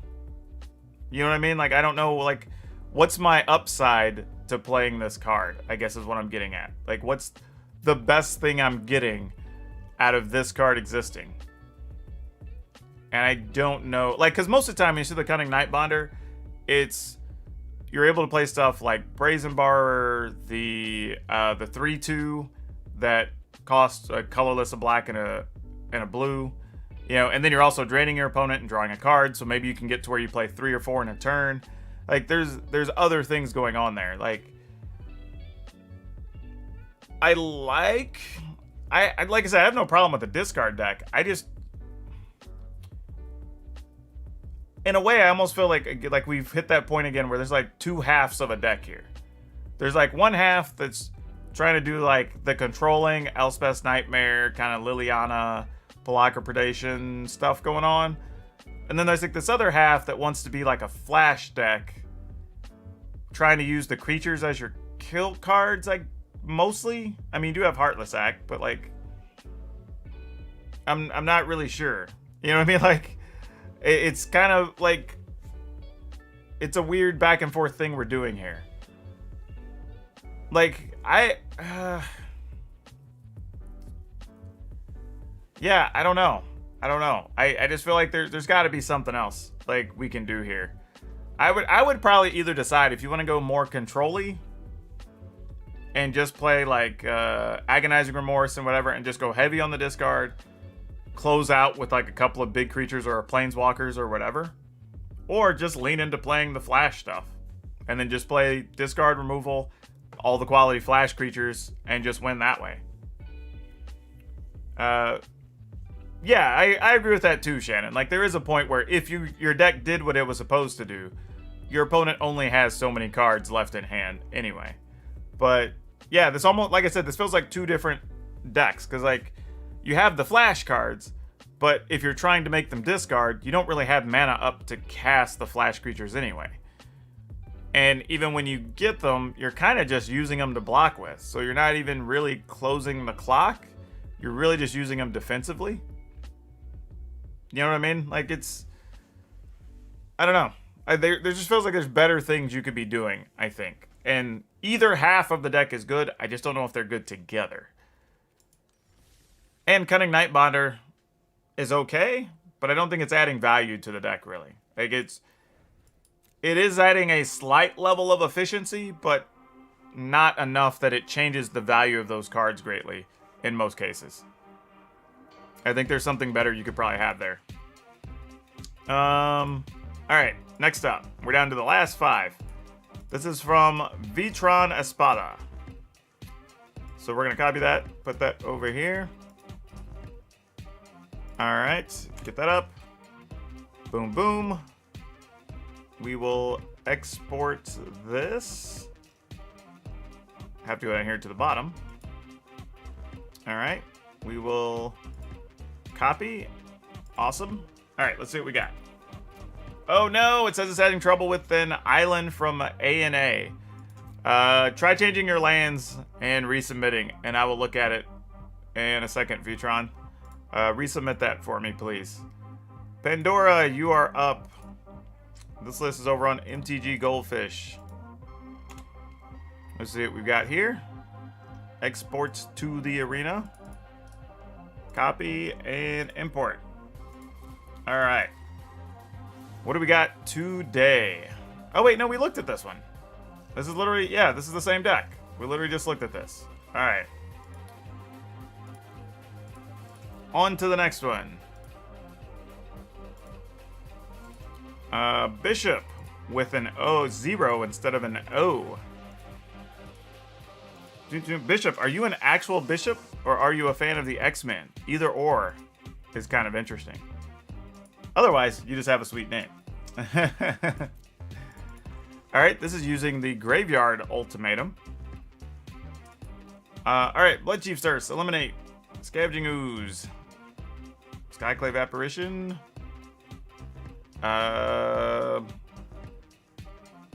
Baneslayer. Elspeth Conquers Death.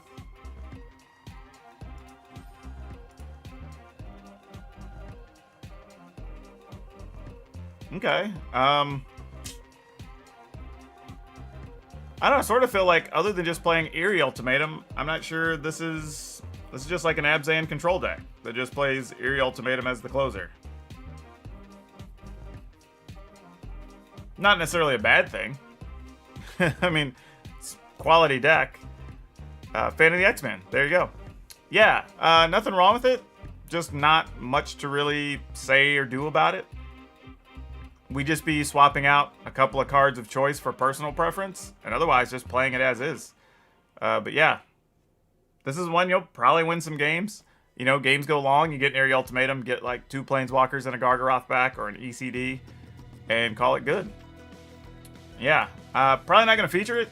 That's just a fine deck. Yeah, like, no, nothing wrong with it.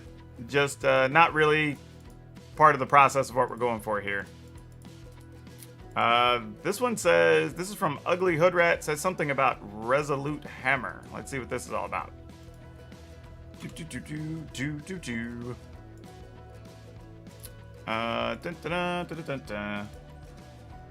Imports. So it's Lesnia deck, assuming it's playing Colossal Hammer. It is Pelt Collector, Shaper Sanctuary. Don't hate Shaper Sanctuary. I played a decent bit of that when it was standard legal. Hammer, Shadow Spear, Blade Master, Hollow Blades.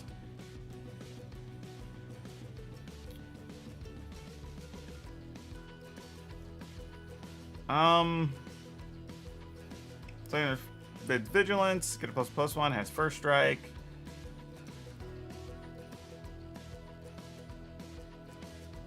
Man, Seagate Banneret. Is there something better we can play here? Is this absolutely necessary? Not totally sure what's going on there. Like, this is... I feel like there's got to be something better than this card, right? Like, is this like a must-have in this list? Because I feel like this is the one thing that stands out that I'm kind of like, there's got to be something better. But the rest of this seems mostly fine. I mean, Banneret's a 1/2, so it does actually block some things. It's not like it's the worst creature, but I feel like there's got to be something a little bit better even. Oh, sadly, really, even Pelt Collector is kind of small in here. Because it's never going to be bigger than a 3/3, right? Because that's even if you go like Pelt Collector... You have to go like Pelt Collector into Shana into Hollow Blade. Yeah, even Pelt Collector is not great here. I mean, I guess if something dies while it's equipped, it's kind of cool. Man, I kind of like the idea of goofing around with the hammer, though. Getting to smack somebody for, like, even just 12 or 13 one time would be kind of cool.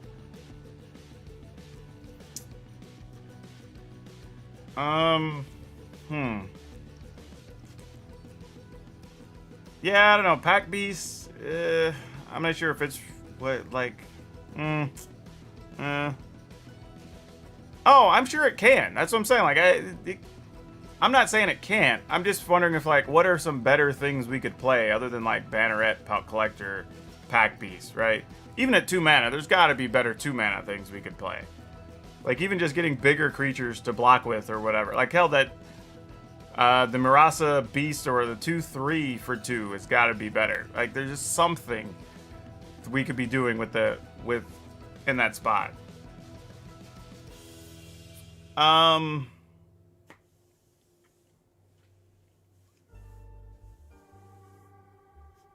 Yeah, that's fair. I mean, it is equipped warriors. I understand you do get double strike, but you don't always like.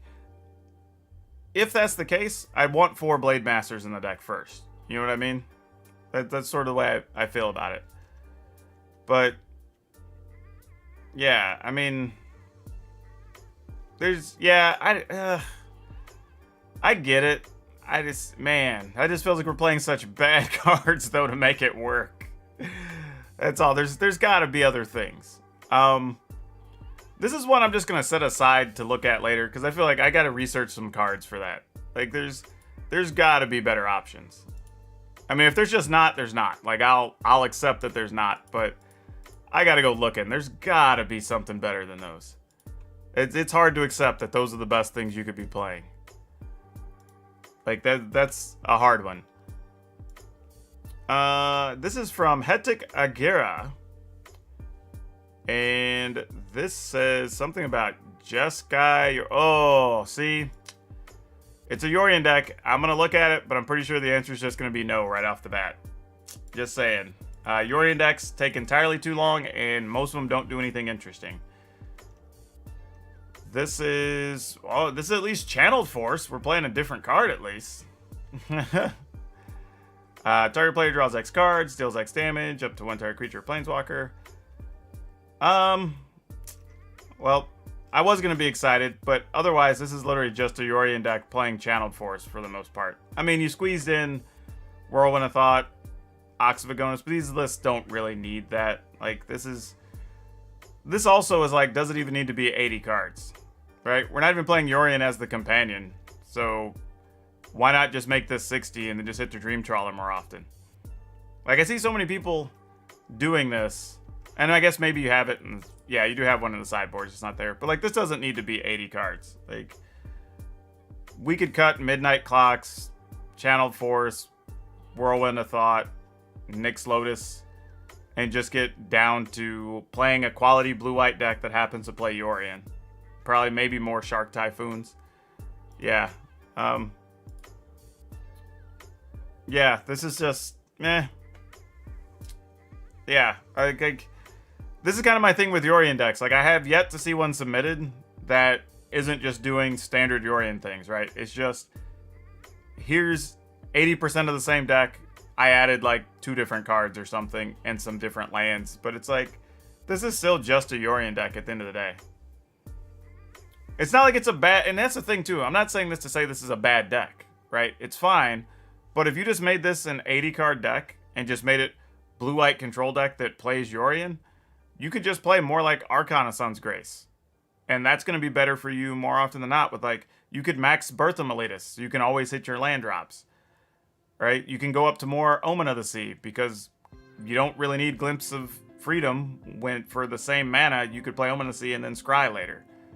Right? Like, sure, it has Escape. I get it. But, like, realistically, that's not what you're trying to do with this deck. Like, you can just be cleaner all the way around. Like, you don't need Skyclave Relics. They're not really doing anything. Nyx Lotus isn't doing anything. Whirlwind of Thought is cute and kinda does something, but if you're playing Shark Typhoons and Omen of the Seas and Bertha Miletus anyway, you're getting so many extra cards anyway.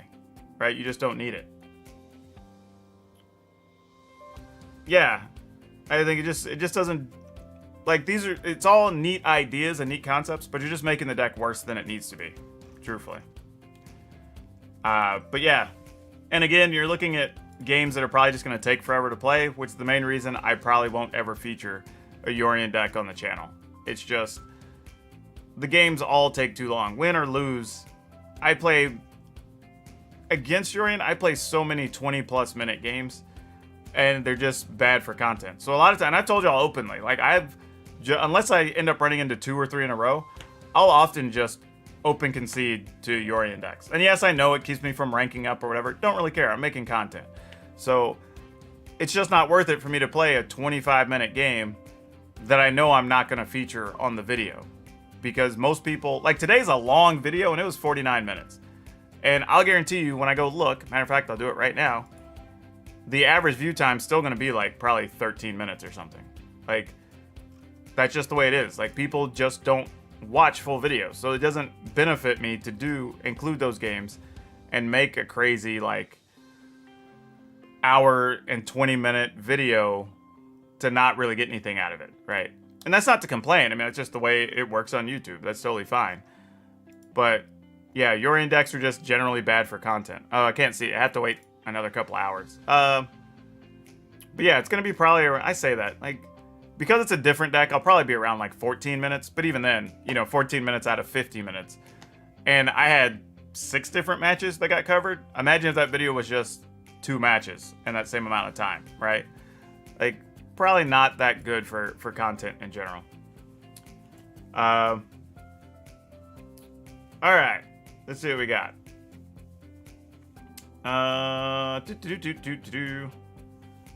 Let's see who's left in the queue. We've got one more. All right. Oh, this is the resubmitted from Vitron. Okay, cool. Let's see if this one works. All right, we will export. Whoa, can we? Oh, there we go. Copy it and load it. And now it doesn't like mountains from this list. Okay, hold on a second. I'm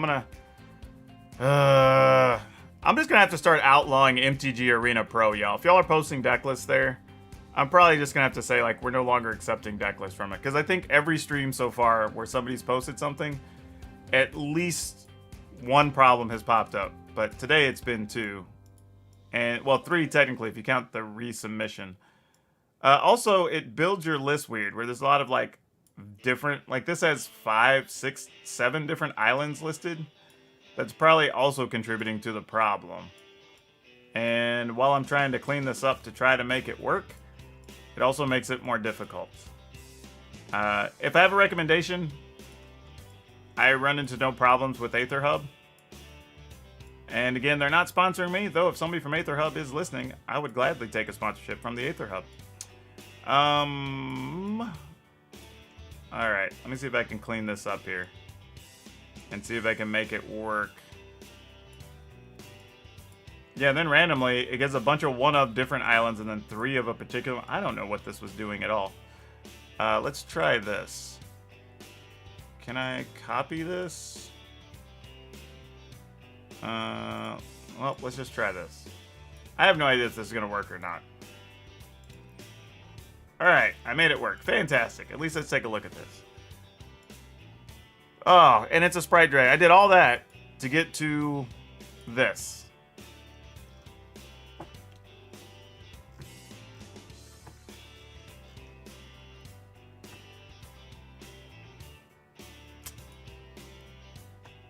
Can't do it. Can't do it. Like, this is just, like... Yeah. Like, Cloudkin Seer's real bad. Sprite Dragon's passable if you get it early. Y'all know the drill on that. Glasspool Mimic's just kind of a card in this list. Like, we're not even playing full value of the cheap cards in this list. Why are there not, like, 4 Shocks or 4 Ops? Like, you gotta at least give yourself to take advantage of the spell things.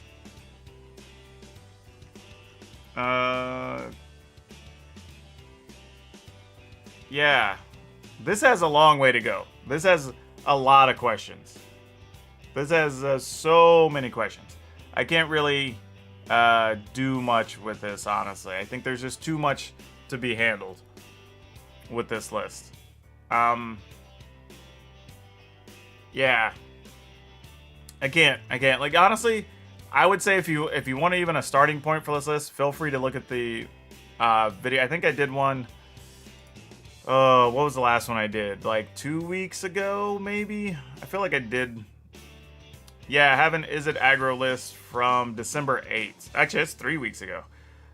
From December 8th, if you want to go check that one out, that's going to be a better starting point. Still not a big fan of it, even though it was my deck. I mean, I think Izzet's just not in a great place right now if you're trying to play that style of deck.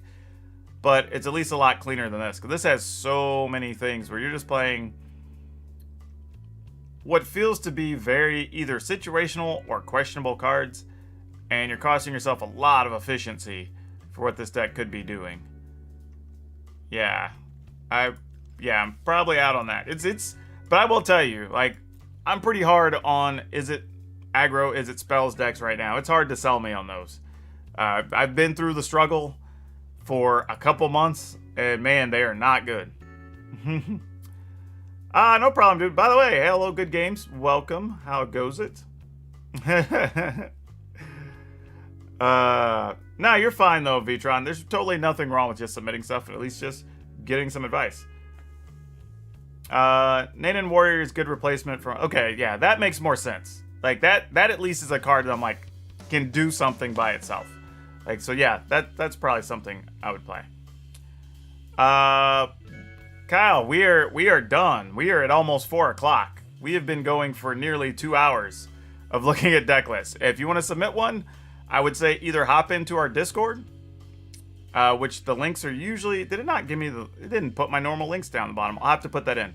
But if you check any of my other videos, I have the Discord link in the description. You can hop over there and submit something, or you can come over to Twitch tonight, 9 p.m. to midnight Pacific time. We'll be doing a normal stream there, doing this all over again for people who want to submit deck lists.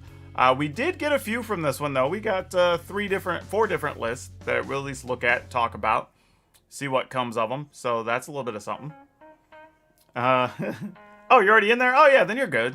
But yeah, lots of crazy stuff still going on. Like I said, I'm getting much closer. I'm just a few steps away from getting the YouTube membership all set up. So that should be good to go soon. So pretty excited about that. So hopefully I will have the things all set up for y'all to be able to get some cool, neat things and get some exclusive access to some stuff, hopefully, just for people who come over to YouTube. Because again, some of y'all only use YouTube and some people only use Twitch. So there will be things, hopefully, that people do appreciate, even though they engage with only one of those platforms, whichever one it is of your choice. You know, there's different reasons people use different things. I'm just trying to accommodate everybody. Also, don't forget, this week on my podcast, Color of Magic, we are going to have an epidemiologist on, and we're going to be talking about kind of what post-pandemic, post-vaccine magic or gaming in general potentially looks like and what people can expect. I just got lucky. I happen to have one who listens to my podcast. He was totally welcome to come on. And though we generally talk about gaming things, this feels relevant because it's something that matters to a lot of us. So that episode should be up on Thursday afternoon. We're going to film tomorrow night, and I'm going to do my best to edit it and get it up early and on time, so to accommodate everybody. So yeah, that's the thing. Also, if you haven't subscribed, please do so. We're trying to reach 10,000 subscribers by February 1st, or February 1st, for those of you that are new to the channel. And we're getting there. We're like 8,600 and change. We still need 1,400, under 1,400, but I don't know if we're going to get there. That's a lot to do in, a little over 4 weeks. But, man, if we could hit 10,000, that would be so awesome for 1 full year of content on YouTube. That's a crazy goal. It probably won't happen, but it's one of those things that it's just, man, it'd be such a cool thing to be able to say that did in the first year. Probably, like I said, it's probably not going to happen, but it's at least a deal. Here on YouTube, trying to hit the 10,000. Twitch is a whole different ballgame. It operates totally differently. But, yeah. Really appreciate everybody's support so far. The whole 2020 pandemic year, everything else, I kind of had to pivot, and things just changed and got crazy. And this has been a wild ride. So the fact that we even got this close to 10,000 is phenomenal to me. I don't know if we'll be able to sustain it into next year or not. I've got some things I'm working on. I have another deck collection video that I recorded yesterday. I'm going to try to get that edited and get it up in the next... could be tomorrow, might be the next day. Sort of depends on how my YouTube stuff goes. It's always Pacific time. I do everything Pacific time. So yeah, but that should be up soon, so y'all have that to watch. Pretty cool collection. Came from a viewer, actually. So that's the first time that's happened. So that's pretty neato. Yeah, just lots of stuff. So yeah, lots going on, y'all. You would think with the pandemic happening, I would have slowed down and there wouldn't be things to do. But no, we continue to have opportunity for content. I sometimes have to look a little harder for it, but it's there for sure. But yeah, I want to say thanks to everybody, as always, for stopping by, hanging out, watching, sharing deck lists. You know, wherever you're watching from, whenever you're watching, good morning, good afternoon, good evening, and good night. Thanks for still supporting the channel, coming by, watching all the videos. Help me get to 10,000 subscribers. Share with your friends. Post it on your social media if there's something cool or a deck you like. And also, even if you think it's dumb or you think it's silly, for at least a couple months more while we're trying to get back to some normalcy, please remember to wear your mask, wash your hands, stay away from other humans, and let's get back to gaming and gathering as best we can.